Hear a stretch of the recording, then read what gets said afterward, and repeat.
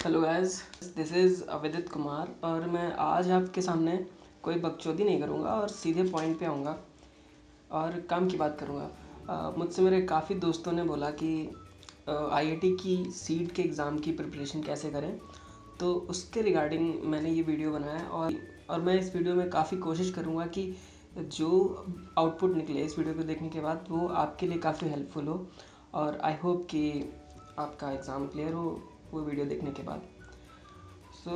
सबसे पहले मैं उन क्वेश्चंस की बात करूँगा जो प्रिपरेशन के दौरान लोगों के दिमाग में आते हैं।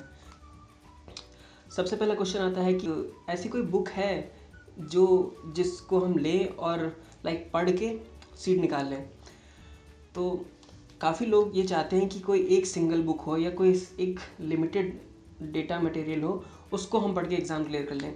बट भाइयों, ऐसा कुछ नहीं है। ऐसी कोई एक सिंगल बुक है ही नहीं, क्योंकि ये जो इसका एग्ज़ाम होता है इसमें कोई लिमिटेशंस नहीं होती हैं कि क्वेश्चंस की कोई लिमिट है कि कैसे क्वेश्चंस आएंगे और कहाँ से आएंगे, किस फील्ड से रिलेटेड ही आएंगे और कहाँ से नहीं आएंगे। ऐसा कुछ नहीं होता। इसमें कहीं से भी क्वेश्चन आ सकता है। ऐसा कोई एक लिमिटेड सोर्स नहीं है इसका जिसमें हम इसको बांध सकें और हम कह सकें कि हाँ, कोई ये पर्टिकुलर बुक है जिसको पढ़ने के बाद हमारा एग्ज़ाम क्लियर हो जाएगा। तो there is no such book. दूसरा क्वेश्चन ये है कि मेरे काफ़ी दोस्त हैं वो आर्ट के बैकग्राउंड से नहीं है, तो वो मुझसे पूछते हैं कि मेरी स्केचिंग अच्छी नहीं है, तो can I apply for that seat exam. मैं उनके लिए ये बोलना चाहूँगा कि स्केचिंग आपकी परफेक्ट ना हो, बट एटलीस्ट आपको अगर बोला जाए कोई चीज़ बनाने के लिए तो आप उसको ड्रॉ कर सको, उसकी आउटलाइंस ड्रॉ कर सको। डिटेल्स मैटर नहीं करती, आपको बस वो चीज़ जो आप सोच रहे हो, जो आपके दिमाग में चल रहा है, इमेजिन कर रहे हो, वो चीज़ आप पेपर पे बना सको। ऐसा बना सको कि सामने वाले को भी वही चीज़ दिखे। ये नहीं कि आप सोच कुछ रहे हो, बना कुछ रहे हो, समझ कुछ और रहा है आगे वाला। तो ऐसा बनाओ कि समझ में आ जाए, बस दैट्स ऑल। कोई रियलिस्टिक काम, कोई रियलिस्टिक स्केचिंग, ऐसा कुछ भी रियलिस्टिक करने की ज़रूरत नहीं होती है। बस आपको लाइन ड्राइंग सही से आनी चाहिए। जनरल नॉलेज में से क्या आता है?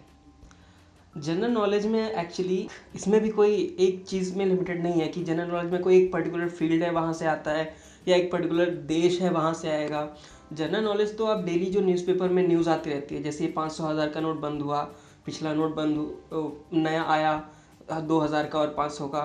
तो ये जो न्यूज़ आती रहती हैं day by day, daily day to day life की, तो उनका बस आपको ध्यान रखना पड़ता है कि वो न्यूज़ जो है उनको आप कवर करते रहें। आप न्यूज़पेपर पढ़ें डेली और उसमें वो सारी चीज़ें कवर हो जाएंगी। न्यूज़पेपर एक ऐसी चीज़ है जिसमें हम बेसिक जो हमारा जनरल नॉलेज उसमें आता है सीट में, वो हमारा पूरा न्यूज़पेपर अगर हम डेली पढ़ेंगे तो उसमें कवर हो जाएगा। बाकी अब जो न्यूज़पेपर्स पुराने हैं, न्यूज़ वगैरह हैं, वो इतना इंटरनेट है, इतना फेसबुक है, आधी से ज़्यादा न्यूज़ तो फेसबुक पे और व्हाट्सएप पे आ जाती है आजकल।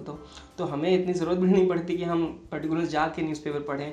बट हाँ, कुछ पर्टिकुलर न्यूज़ेज़ होती हैं, उसके लिए मैं सजेस्ट करूँगा कि आप न्यूज़पेपर डेली पढ़ते हैं, क्योंकि न्यूज़पेपर डेली पढ़ने से क्या होगा कि हमारी जो बेसिक जो नॉलेज है, अवेयरनेस जिसको बोलते हैं जनरल अवेयरनेस, वो हमारी बरकरार रहेगी। उससे क्या होगा कि हमें पता चलता रहेगा कि इस दुनिया में है और क्या चल रहा है इस दुनिया में। अच्छा, लोग बोलते हैं कि शुरुआत कहाँ से करूँ, क्योंकि आईआईटी के नाम पे ऐसा खौफ बैठ गया है लोगों के दिलों में कि शुरुआत करने से थोड़ा हिचकिचाते हैं। मेरे काफ़ी दोस्त हैं, वो मुझसे बोलते हैं कि यार शुरू कहाँ से करें, क्या पढ़ना स्टार्ट करें। क्योंकि आईआईटी के लिए जब एक तो मैंने ये बताया कि कोर्स बहुत ज़्यादा है, कोई लिमिट ही नहीं है कोर्स की, तो इसलिए लोग शुरुआत करने से डरते हैं। तो इसके लिए मैं ये बोलना चाहूँगा कि मंजिल तो मिल ही जाएगी, भटक कर ही सही, गुमराह तो वो हैं जो घर से निकले ही नहीं।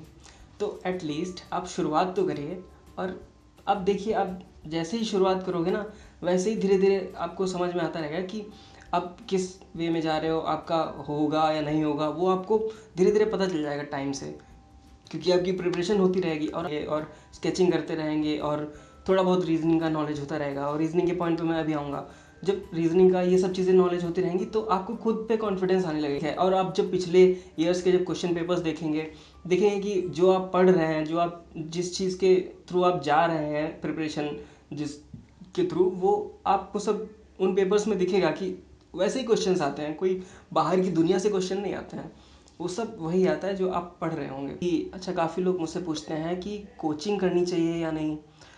कोचिंग, आईआईटी की सीट की प्रिपरेशन के लिए कोचिंग पचासों कोचिंग्स आपको मिल जाएंगी। अगर आपको करना है, आपके पास खूब सारे पैसे हैं और आपको लग रहा है खुद पे कॉन्फिडेंस नहीं है कि हाँ कोई मुझे सपोर्ट चाहिए। लाइक कोचिंग देखिए किस लिए होती है, कोचिंग बस इसलिए होती है कि वो आपको टाइम पीरियड में बांधेगा कि आपको 3 बजे से 6 बजे तक या 12 बजे से 3 बजे तक क्लास में आके बैठना है, और वो जो पढ़ाएंगे, जो भी चीज़ें बताएंगे, वो आपको उतने टाइम लिमिट में आपको सुननी ही सुननी है। आप उस चीज़ से भाग नहीं सकते, क्योंकि वो आपको बाउंड कर देता है कि आपको जाना है और पढ़ना है। देखिए कोचिंग मैटर नहीं करती, मैटर ये करता है कि आपकी क्या प्रिपरेशन हो रही है। कोचिंग में भी वो आपको ऐसे उंगली दिखा के रास्ता बताया कि वहाँ से है, वहाँ से चले जाओ, बट चल के आपको जाना है, प्रिपेयर आपको करना है। कोचिंग्स में जो वो ऐसी कोई, जैसे कि मैंने बताया कि ऐसी कोई पर्टिकुलर बुक नहीं है जहाँ से कोचिंग वाले पढ़ाते हों, या ऐसी कोई भी चीज़ नहीं है जहाँ से वो आपको कोई जादू वाली घुट्टी नहीं पिला देंगे, आपको खुद ही पढ़ना होगा। बस ये रहता है कि कोचिंग में पहले से वो अरेंज करके रखे हैं चीज़ों को, वो आपको दे देंगे। और वो अरेंज कहाँ से करा है उन्होंने, यहीं इधर उधर से न्यूज़पेपर की न्यूज़ से, और जो आम तौर पे ये जो चीज़ें हमारे आसपास चल रही हैं वहाँ से, वो सब चीज़ें एक चीज़ में कंबाइन करके वो रखते हैं, उसी का वो पैसा लेते हैं। बट मैं एक चीज़ बोलना चाहूँगा, अगर कोचिंग आप जाएंगे तो आपको वो चीज़ मिलेगी जो चीज़ आप बाहर से भी ले सकते हैं। और अगर उतना ही रिसर्च आप बाहर रह के करते हैं, एज इन हमारे पास अभी बहुत टाइम है, अब सीट 2017 का जनवरी में है एग्ज़ाम, और तब तक आपके पास बहुत ज़्यादा टाइम है। आप अच्छे से प्रिपेयर कर सकते हो और अच्छे से आप डेटा कलेक्ट कर सकते हो, जो जो आपको कोचिंग में भी मिलेगा उससे ज़्यादा आप कलेक्ट कर सकते हो और उससे ज़्यादा नॉलेज गेन कर सकते हो घर में बैठे बैठे। So I don't suggest that coaching is the best idea. पैसे फूकने तो जा सकते हो यार, मर्ज़ी है, मुझे भी दे देना थोड़े। अच्छा, लोग पूछते हैं कितने दिन में प्रिपेयर होगा। यार देखो, प्रिपेयर तो कुछ भी करो, कभी भी पूरा प्रिपेयर नहीं होता है। ये रहता है कि आपको खुद पे कॉन्फिडेंस आ जाता है कि हाँ अब आप एग्ज़ाम क्लियर कर लोगे। अब ऐसा कितने दिन में क्या है वो आप पे डिपेंड करता है, आप किस तरह से आप अपना टाइम देते हो चीज़ों को, किस तरह से ऑब्जर्व करते हो और किस तरह से आप प्रिपेयर करते हो, वो आप पे डिपेंड करता है कि आप कितना टाइम लेते हो प्रिपेयर करने में। तो ये है, कितने दिन कोई लिमिट नहीं है इसकी, कितने दिन में प्रिपेयर होगा। सबसे बड़ा ये क्वेश्चन जो मुझे भी बहुत इरिटेट करता था कि मैथ्स और साइंस से क्या क्या क्वेश्चंस आते हैं जो आर्ट की फील्ड से होते हैं। जैसे मैं बीएफए से हूँ, तो मुझे काफ़ी चीज़ों का ये रहा कि मैथ्स से क्या आता है यार। हमारे बीएफए के जितने भी लोग हैं, दोस्त लोग, वो यही चीज़ की वजह से आईआईटी का फॉर्म नहीं भरते हैं डर के मारे, क्योंकि उनको किसी ने ये बताया होता है कि ये मैथ्स से बहुत क्वेश्चंस आते हैं, ट्रिग्नोमेट्री आती है और अलजेब्रा आता है, तो उनकी ये सुनते ही फट जाती है। और साइंस से बोल देते हैं कि ये बायोलॉजी आती है, ये आता है, फिजिक्स केमिस्ट्री, ये ऐसा कुछ नहीं होता। मैथ्स इज़ लाइक, मैथ्स क्या है, मैथ्स और साइंस क्या है, ये मैथ्स एक लॉजिक, मैथ्स में हम अपने लॉजिक को टेस्ट करते हैं। वो लॉजिकल चीज़ें हैं। और ये जो डिज़ाइन की फील्ड है, ये भी पूरा लॉजिक पे डिपेंड करती है। जितना आप लॉजिकल हैं, जितना आपका माइंड लॉजिकल है, उतना ही आप अच्छे से चीज़ों को सॉल्व कर पाएंगे। चीज़ों को, प्रॉब्लम्स को आप फेस करेंगे और उनके अलग अलग वेज से सॉल्यूशन निकालेंगे। तो मैथ्स में भी यही रहता है कि आप अलग अलग वेज से आप क्वेश्चन को सॉल्व करते हैं, इक्वेशंस को सॉल्व करते हैं। तो मैं ये बता दूं कि आईआईटी में, सीड में कभी भी कोई इक्वेशन तो नहीं आती है, खैर ना मैथ्स की कोई ट्रिग्नोमेट्री की प्रॉब्लम आती है। मैथ्स इसलिए बोलते हैं क्योंकि जो लॉजिकल क्वेश्चंस आते हैं उनको सॉल्व करने के लिए आपकी थोड़ी सी मैथमेटिकल एबिलिटीज़ चाहिए होती हैं। उसको बोलते हैं क्वांटिटेटिव एप्टीट्यूड, या ऐसे कुछ बोलते हैं, गूगल पे सर्च करो ऐसे कुछ मिलेगा। तो वो बोलते हैं, ऐसा मैथ्स इसमें कुछ नहीं है, ना ही इसमें साइंस है। ये हम सबके लॉजिक पे डिपेंड करता है कि हम किस तरह से प्रॉब्लम्स को सॉल्व करते हैं, तो ये आता है उसमें। और मैथ साइंस जैसा पर्टिकुलर कुछ नहीं है। मैं फिर बता दूँ, इसमें जो क्वेश्चंस आते हैं उनके लिए आपको क्या क्या बेसिक जो फील्ड्स होती हैं उन पे आपको थोड़ा सा ध्यान देना पड़ेगा। जैसे पहले तो आपको थोड़ा ड्राइंग स्किल्स जो हैं आपकी, बेसिक लाइन ड्राइंग आपको आनी चाहिए। जो जो चीज़ें आनी चाहिए वो चीज़ें मैं बता रहा हूँ। 50% आनी चाहिए, 50 टू 60% आनी चाहिए, जिससे आप आराम से सीट क्लियर कर सकते हो। तो आपकी ड्राइंग स्किल्स अच्छी होनी चाहिए, और आपका जो डिज़ाइन थिंकिंग प्रोसेस है, डिज़ाइन थिंकिंग है आपकी, वो स्ट्रांग होनी चाहिए। जैसे चीज़ों को हम किस तरीके से उनको एनालाइज करते हैं, ऑब्ज़र्व करते हैं, और उनका जो सॉल्यूशन है या उनका जो विजुअलाइजेशन है वो हम कैसे करते हैं। जैसे कि कभी कभी उसमें बहुत सारे सरफेसेस के 3D स्ट्रक्चर्स दे देते हैं क्वेश्चंस में, जो तो फिर उसमें पूछते हैं कि find out the number of surface which it is having. तो उसमें हम नंबर ऑफ सर्फेसेस गिन के तो फाइंड आउट नहीं कर सकते, तो वो हमें विजुअलाइज करना पड़ता है कि दिमाग में ही अपने सोचना पड़ता है कि कितने सरफेस होंगे, अच्छा इधर से इधर कितने होंगे। तो वो जो चीज़ें हैं वो आपको थोड़ा उस पर काम करना पड़ेगा।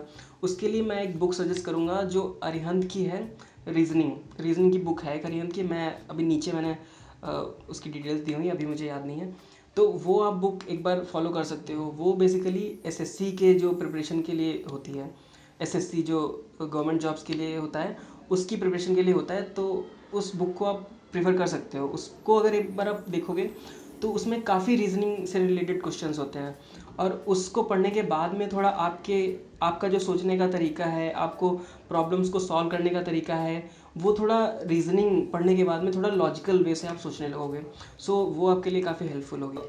अच्छा, आपकी जो राइटिंग स्किल्स हैं वो थोड़ी ठीक ठाक होनी चाहिए। लाइक आपके जो आइडियाज़ हैं उनको आप प्रेजेंट कैसे करते हो। लाइक इसमें जो पार्ट बी आता है उसमें मे बी आप राइटिंग स्किल्स की ज़रूरत पड़े, और एनिमेशंस के जो प्रिंसिपल्स हैं उनको आपको थोड़ा पढ़ना पड़ेगा। बट इसमें कभी कभी एक लाइक मोशन वॉक साइकिल आ जाती है। तो उसमें वॉक साइकिल में क्या होता है कि कौन से स्टेप के बाद कौन सा स्टेप आएगा, वो आपको जब एनिमेशन के जो आपके प्रिंसिपल्स होंगे वो क्लियर होंगे तभी आप उस साइकिल को पूरा कर पाओगे।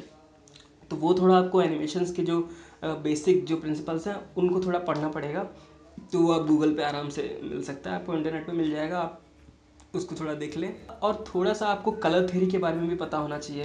लाइक कौन सा colour, complementary colours, primary colours और सेकेंडरी कलर्स, ये सारी चीज़ें आपको थोड़ी पता होनी चाहिए। अच्छा, लोगो डिज़ाइनिंग के बारे में आपको थोड़ा पता होना चाहिए। लाइक लोगो में जो गोल्डन रेशियो है उसके बारे में थोड़ा नॉलेज होना चाहिए।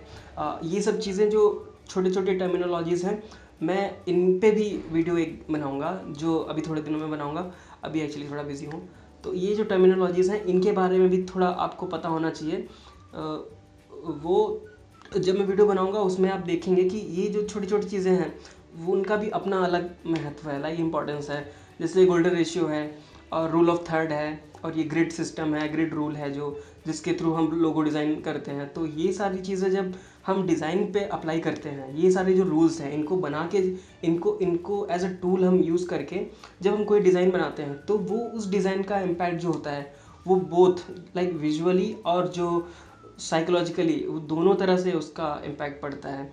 ऐसे हम कुछ भी डिज़ाइन कर देते हैं तो उसका इतना इम्पैक्ट नहीं पड़ेगा जितना हम ये सब चीज़ों का यूज़ करके, जब हम जो रूल्स होते हैं, यूनिवर्सल रूल्स होते हैं, उनका हम यूज़ करके जब चीज़ों को बनाते हैं, क्रिएट करते हैं, डिज़ाइन करते हैं, तो वो ज़्यादा अच्छे से निकल के आती हैं चीज़ें। तो ये थोड़ा आपको लोगो डिज़ाइनिंग के बारे में इसलिए बता रहा हूँ क्योंकि कभी कभी ना इसमें ये किसी जैसे कार का लोगो दे दिया और कोई कंपनी का लोगो दे दिया, तो इन चीज़ों के लोगो दे देते हैं क्वेश्चंस में और बोलते हैं कि find out the brand name. Brand name हमें बताना होता है कि उसका क्या ब्रांड नेम है। और ऐसे ही कभी कभी कार्स के ये लाइट की फ़ोटो डाल देते हैं और 4-5 कार की लाइट की फ़ोटो डाल दी, फ्रंट लाइट की, पूछ लेते हैं कि कौन सी गाड़ी का ब्रांड है ये, किस गाड़ी की कौन सी लाइट है। मतलब इतने चूतिया क्वेश्चन पूछेंगे आप सोच भी नहीं सकते। तो ऐसा नहीं है कि आप एकदम प्रिपेयर होके जाओगे कि अच्छा ये पढ़ लिया और ये आ सकता है क्वेश्चन, ऐसा इसमें कुछ नहीं होता। तो सीट का सबसे बड़ा यही सीन रहता है कि आप कुछ भी पढ़ के जाओ और जितना भी पढ़ के जाओगे डिट्टो वो क्वेश्चन आ ही नहीं सकता।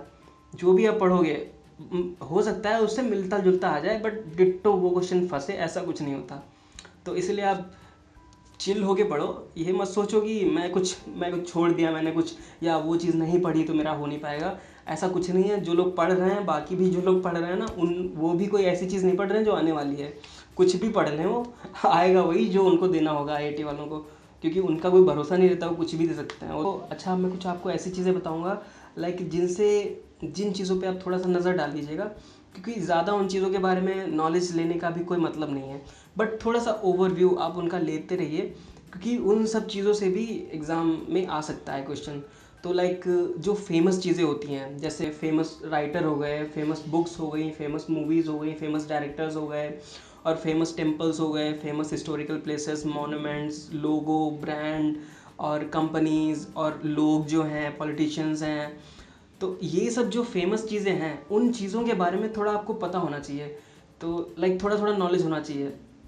और जो फेमस हिस्टोरिकल प्लेसेस हैं, और बोल दिया हिस्टोरिकल प्लेसेस, हाँ जो फेमस आर्टिस्ट हैं, क्योंकि आर्टिस्ट के बारे में कभी कभी पूछ लेते हैं कि ये आर्ट वर्क किसका है, ये पेंटिंग किसने बनाई, और ये कौन से ईयर में पैदा हुआ, ऐसे कुछ चूते ऐसे क्वेश्चन आते हैं कभी कभी।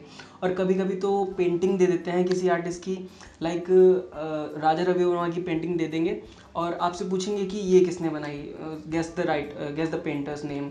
तो वो आपको थोड़ा पता होना चाहिए, एक बार आप देख लेंगे अगर किस आर्टिस्ट ने क्या बनाया, तो वो आपको पता चल जाएगा कि आप देखेंगे जब वहाँ पे एग्ज़ाम के टाइम, तो आप समझ में आ जाएगा आपको कि ये उसकी पेंटिंग है। अच्छा, एक और चीज़ ध्यान रखिए, लाइक जो लेटेस्ट टेक्नोलॉजी है उसके बारे में थोड़ा आपको नॉलेज रहना चाहिए। लाइक कैमराज जो हैं, जो कैमरा है, कैमरे के बारे में आपको पता होना चाहिए कि उसमें अपर्चर क्या है, आईएसओ क्या है, शटर स्पीड क्या है, अपर्चर बढ़ाने पे क्या होता है, आईएसओ घटाने पे क्या होता है, कितने अपर्चर पे और कितना आईएसओ है तो कैसी फ़ोटो होगी। ये सारी छोटी छोटी चीज़ें हैं, समझना बहुत आसान है इन सब चीज़ों को। अगर आप चाहेंगे तो मैं इसका वीडियो बना सकता हूँ, बट ये सब टुच्ची टुच्ची चीज़ें हैं, वो आपको थोड़ा ध्यान रखना पड़ेगा। वो उनके बारे में थोड़ा थोड़ा नॉलेज होगा आपको, तो वो आपके लिए अच्छा है, क्योंकि जब उन चीज़ों के बारे में नॉलेज रहेगा कि, तो ऐसे अगर कुछ क्वेश्चंस आएंगे तो आप फंसेंगे नहीं और आराम से आप सॉल्व कर लेंगे। अच्छा, प्रिंटिंग के बारे में थोड़ा आपको पता होना चाहिए, लाइक प्रिंटिंग कब से स्टार्ट हुई और प्रिंटिंग टेक्निक्स क्या क्या हैं, और लाइक इचिंग, इनग्रेविंग, और जो वुड कट और सिल्क स्क्रीन जो भी प्रिंटिंग है, तो वो ये 4-5 टाइप की टेक्निक्स हैं, वो आपको गूगल पे आराम से मिल जाएंगी। और छोटा सा पैरा विकीपीडिया का पेज मिलेगा, डालेगा प्रिंटिंग टेक्निक, और स्टार्टिंग से जब जॉन गुटनबर्ग जो भी था 15,000 में जिसने जहाँ प्रिंटिंग प्रेस डाली थी, तब से लेके आज तक का पूरा लेज़र प्रिंटिंग हर चीज़ आ जाएगी उस, तो थोड़ा बहुत उस पर व्यू डाल लीजिएगा कि किस टाइप की प्रिंटिंग टेक्निक्स होती हैं, क्या क्या होती हैं, ये थोड़ा थोड़ा थोड़ा एक बार देख लीजिए।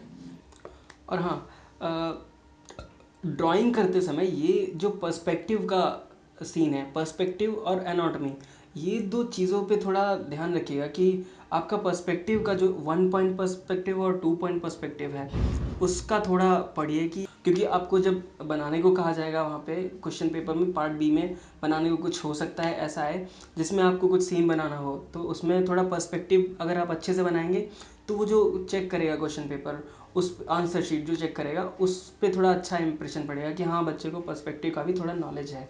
और ऐसे में ही अगर आप एनाटॉमी भी अच्छी बनाएंगे तो थोड़ा और प्लस पॉइंट हो जाएगा आपका कि एनाटॉमी भी ठीक ठाक है। तो थोड़ा सा एक विक्टर पराड की बुक है एनाटॉमी की, तो वो आप चाहें तो नेट पे देख सकते हैं, पीडीएफ मिल जाएगा, तो वो आप उससे काफ़ी हेल्प ले सकते हैं स्केचिंग के लिए। और सबसे बड़ी चीज़ जो विजुअलाइजेशन है की है वो अच्छी होनी चाहिए, और वो अच्छी तब होगी जब आप प्रैक्टिस करोगे। प्रैक्टिस से ही आपकी सारी चीज़ें अच्छी होंगी। और आप किसी भी चीज़ में आपको अगर एक्सपर्टीज़ चाहिए होती है तो आपको प्रैक्टिस की ज़रूरत पड़ती है। तो आप अगर प्रैक्टिस करोगे तो सब अपने आप होता चला जाएगा, आपको कुछ नहीं करने की ज़रूरत है। बस आपको एक कृष्ण जी ने बोला था ना, कर्मण्येवाधिकारस्ते वासुदेव कुछ ऐसे बोला था, माँ फलेषु कदाचन। तो मतलब कर्म करो, फल की चिंता मत करो। तो आप मेहनत करो और लग जाओ आराम से, मस्ती से, ये नहीं कि टेंशन में लग गए यार आईआईटी यार फट रही, ऐसी डरने की कोई ज़रूरत नहीं। आप मस्त रहो, आराम से मस्ती से पढ़ते चले जाओ और आराम से निकल जाएगा। मेरा मस्ती में निकला तो आपका भी निकलेगा। जब मैं आईआईटी निकाल सकता हूँ तो कोई भी निकाल सकता है। इसीलिए मैंने ये वीडियो इसीलिए बनाया क्योंकि मैं जिस सिचुएशन से गुजरा हूँ, काफ़ी सीनियर्स और टीचर्स भी हैं तो उनसे जब मैंने हेल्प के लिए बोला तो उन्होंने हेल्प तो करी, बट मुझे कुछ इतना प्रोडक्टिव लगा नहीं जो मैंने एग्ज़ाम दिया, और उस हिसाब से हेल्प नहीं मिली मुझे जिस हिसाब से एग्ज़ाम में क्वेश्चंस आते हैं। तो आई थिंक बच्चों को ये चीज़ समझाने के लिए, कोई समझने के लिए उस टाइम कोई मिलता नहीं है कि किसके पास जाएं, वो किससे पूछें जो उन्हें सही रास्ता बता सके और जिससे वो एग्ज़ाम क्लियर कर सकें। देखिए बड़ी बड़ी बातें तो सब करते हैं, लाइक बोल देंगे, अगर हम टीचर्स के पास जाएंगे तो टीचर्स बोलेंगे कि बेटा ये पढ़ लो, वो पढ़ लो, सब पढ़ लो। क्या क्या पढ़ेगा बच्चा यार, कंफ्यूज कर देते हैं। अच्छा, मेरे काफ़ी दोस्त जो हैं वो हिंदी बोलते हैं, मैं भी हिंदी में बोल रहा हूँ, तो उनको ये कन्फ्यूजन रहता है कि क्या कम्युनिकेशन स्किल्स मैटर करती हैं इसमें, क्या हिंदी और इंग्लिश का जो उनका गैप है थोड़ा, क्या उसकी वजह से उनका ना हो, ऐसा होता है। तो मैं एकदम क्लियर कर देना चाहता हूँ कि मैंने हिंदी में इंटरव्यू दिया और आज तक जहाँ भी मैं गया हिंदी में इंटरव्यू दिया। एंड ऐसा नहीं है कि मैं इंग्लिश बोल नहीं पाता हूँ, because I can speak English, but मैं बोलता इसलिए नहीं हूँ। हमारी मातृभाषा है यार हिंदी। ऐसा कुछ नहीं है कि अगर आप इंग्लिश में ही बोलोगे तो ही सामने वाला इम्प्रेस होगा। कॉन्फिडेंस होना चाहिए। जो मेन कॉन्फिडेंस होता है आपका, वो मैटर करता है। जो आपके थॉट्स होते हैं, अगर उनको आप प्रेजेंट कर पा रहे हो सामने वाले के पास, सामने वाले तक अपनी बात पहुंचा रहे हो, और लाइक कनेक्टिंग पावर जो है आपकी, वो सामने वाले तक जा रही है। जो आपका आइडिया है, जो आपका कंसेप्ट है, वो सामने वाला पकड़ पा रहा है, तो आप सक्सेसफुल हो। लैंग्वेज कभी मैटर नहीं करती। कम्युनिकेशन स्किल्स का मतलब यही है कि आप अपने थॉट्स को जो है वो दूसरे तक, जो अगला बंदा है उस तक आप अपने थॉट्स को पहुंचा पा रहे हो सक्सेसफुली, तो आप सक्सेसफुल हो लाइफ में। ऐसा कुछ नहीं है कि इंग्लिश नहीं है तो कुछ नहीं है। और जो लोग ये बोलते हैं ना कि इंग्लिश नहीं आती इसलिए वो लाइफ में कभी आगे नहीं बढ़ पाए, वो अपनी कमज़ोरी छुपाते हैं, क्योंकि उनके अंदर कॉन्फिडेंस ही नहीं होता है कि वो लाइफ में आगे बढ़ पाएँ। तो मेन होता है कॉन्फिडेंस। इंग्लिश हिंदी कुछ मैटर नहीं करती। तो मैं एज अ फ्रेंड आपको सलाह दे रहा हूँ कि जो भी मैंने चीज़ें बताई हैं, बस आप उस चीज़ पे फोकस करो और इधर उधर भागने की कोई ज़रूरत नहीं है। सिंपल चीज़ें हैं, फॉलो करते रहो, आराम से एग्ज़ाम क्लियर होगा। All the best to everyone.